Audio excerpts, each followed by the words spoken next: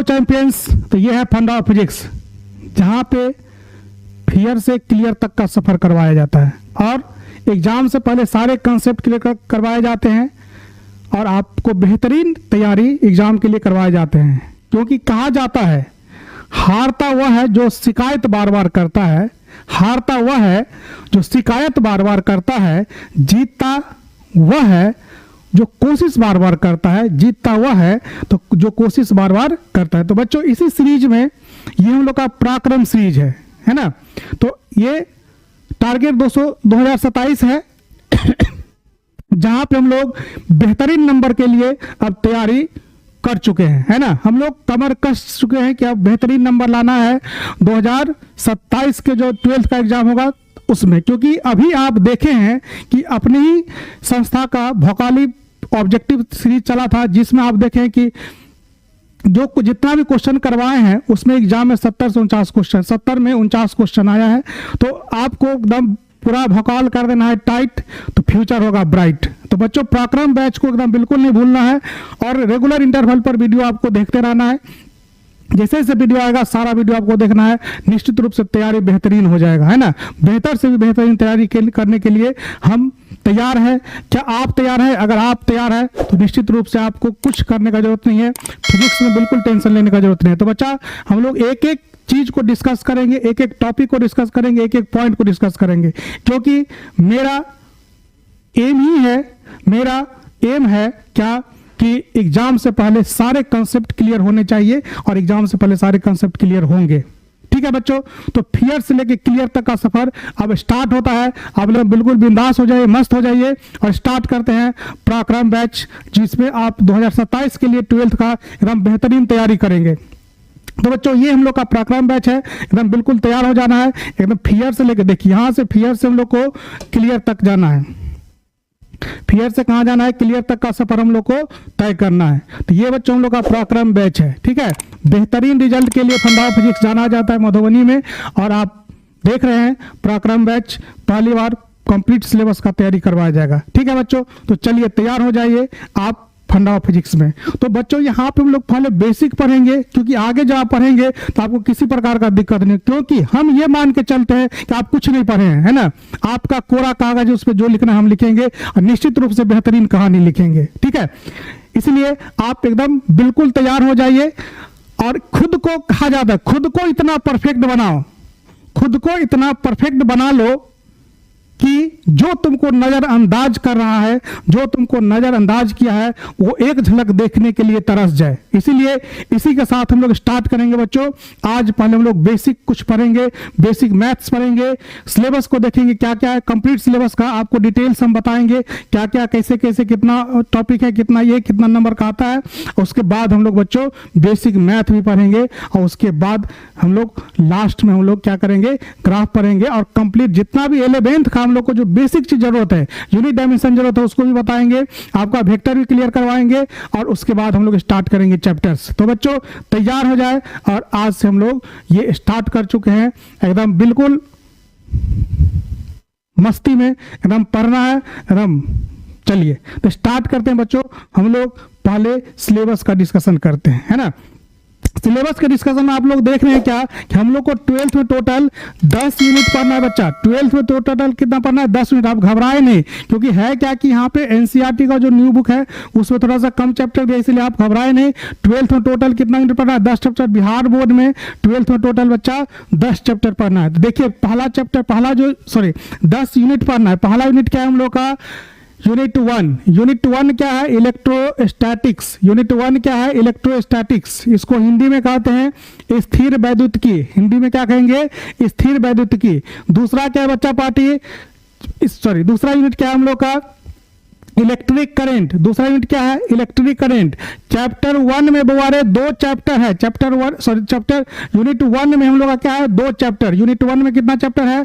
2 chapter. कौन सा? Electric charge and field, potential and capacitance, है ना। Electric charge and field, potential and capacitance. Unit 1 में कितना चैप्टर है?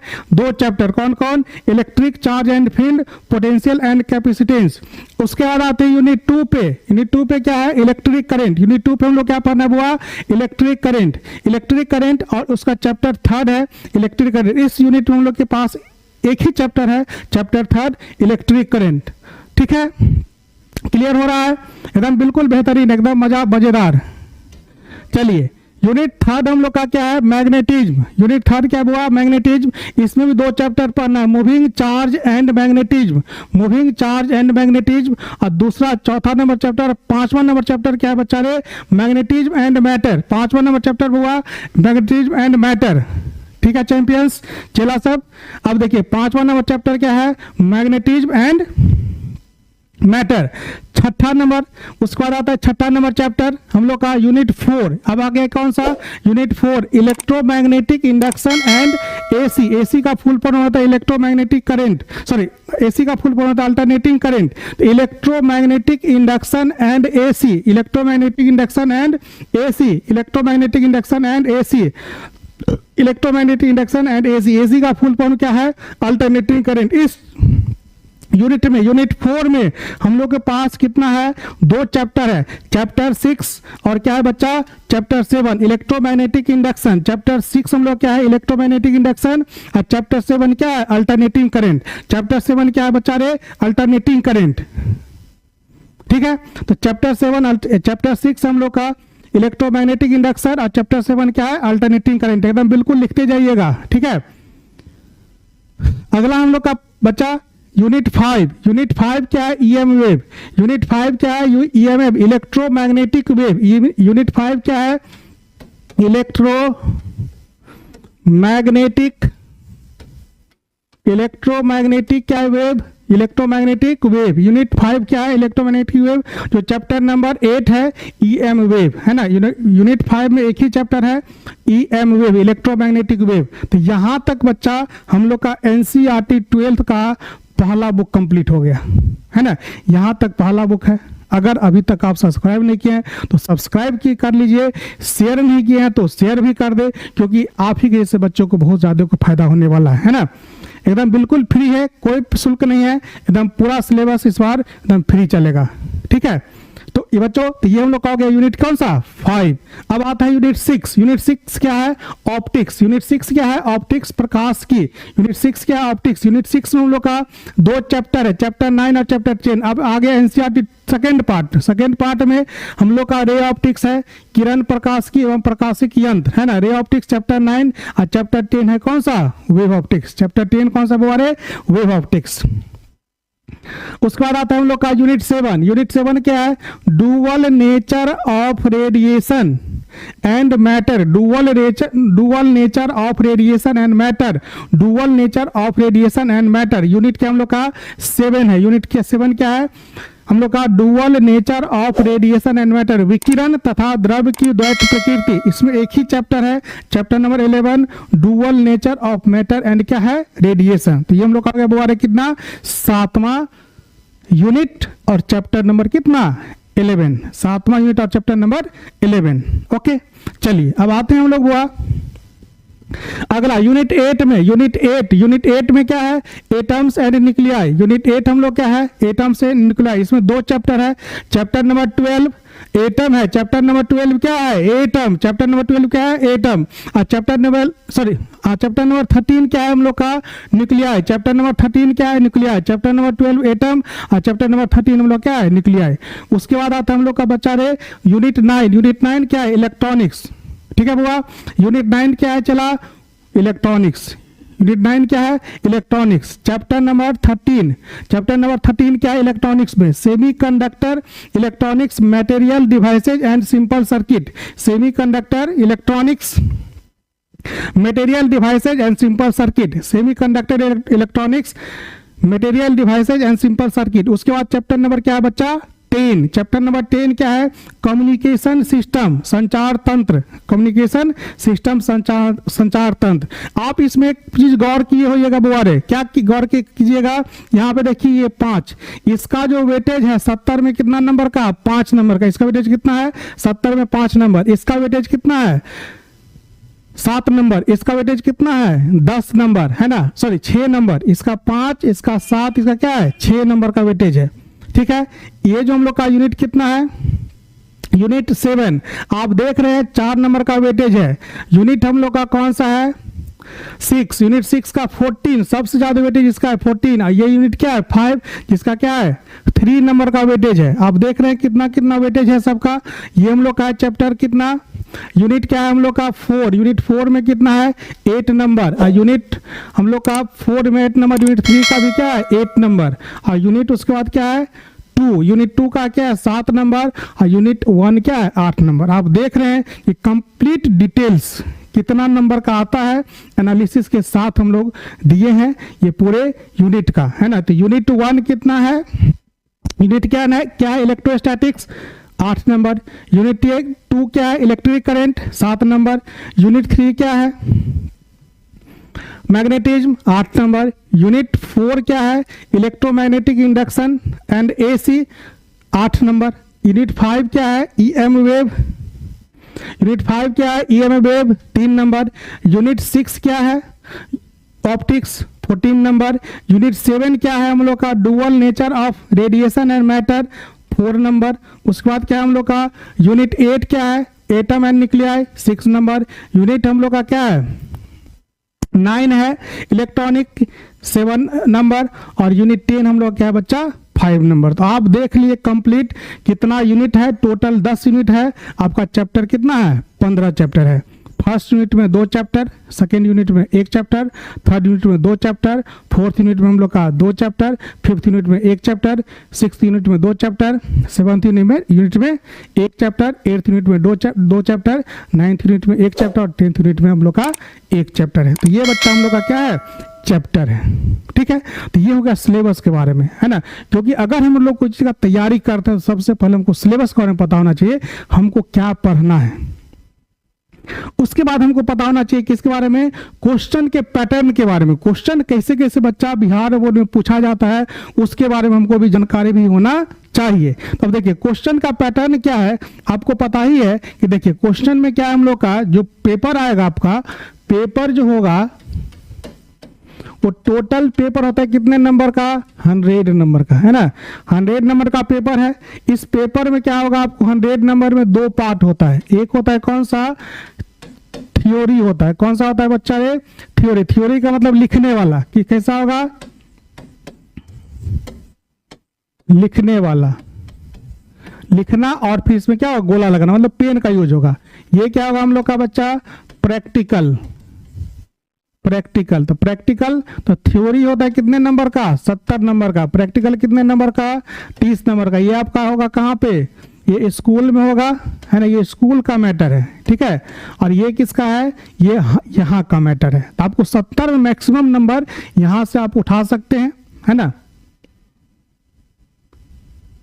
70 में क्या होगा मैक्सिमम नंबर आप यहाँ से क्या कर सकते हैं उठा सकते हैं, ठीक है। अब इसमें जो हम लोग का है 70 में, इसमें क्या होगा हम लोग का 2 पार्ट होता है। एक होता है बुआ कौन सा ऑब्जेक्टिव वस्तुनिष्ठ, और दूसरा क्या होता है बुआ रे सब्जेक्टिव।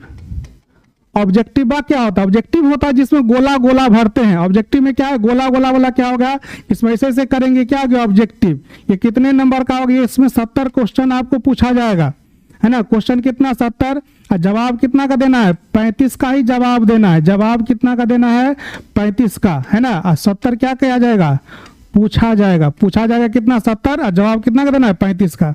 सब्जेक्टिव में आपको क्या होगा 2, इसमें भी 2 है। कौन कौन सा, एक हम लोग का बच्चा लॉन्ग क्वेश्चन है और दूसरा क्या है रे शॉर्ट क्वेश्चन। समझ में आ रहा है, कोई टेंशन नहीं ना। चलिए मस्ती में एकदम मजे में।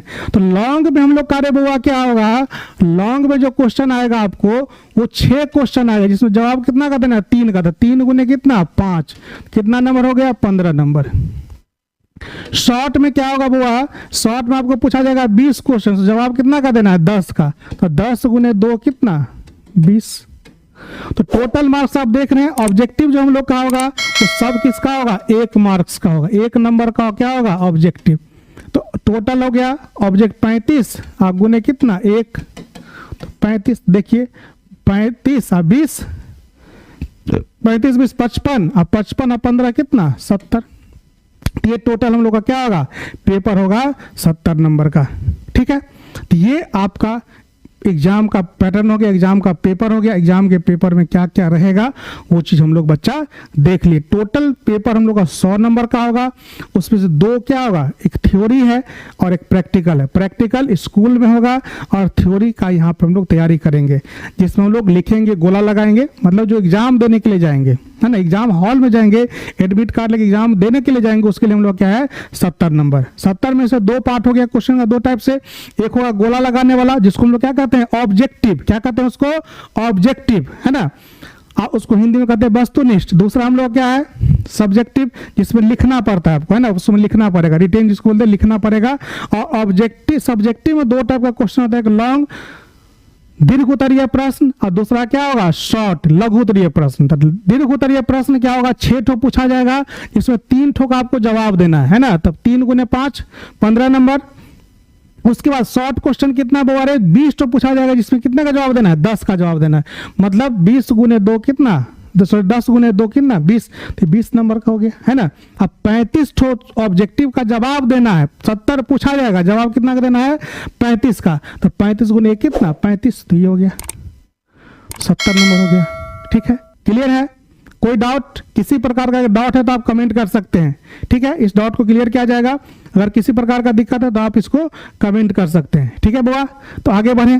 तो ये हम लोग का हो गया सिलेबस के बारे में हम लोग समझ लिए, पेपर के बारे में भी समझ लिए। अब क्या करेंगे, बेसिक देखेंगे। क्या देखेंगे, बेसिक। जो पीछे हम लोग जो गलती किए हैं उस गलती को सुधार करेंगे, और उस जितना भी चीज किए हैं पीछे उसको फिर से हम लोग क्या करेंगे रिमूव कर देंगे, उसको सीख लेंगे और आगे की तरफ हम लोग बढ़ेंगे। हम लोग उतना टोटल उतना मैथ हम करवा देंगे जिसका आपको फिजिक्स के 12th में के फिजिक्स में किसी प्रकार का दिक्कत आपको नहीं आए।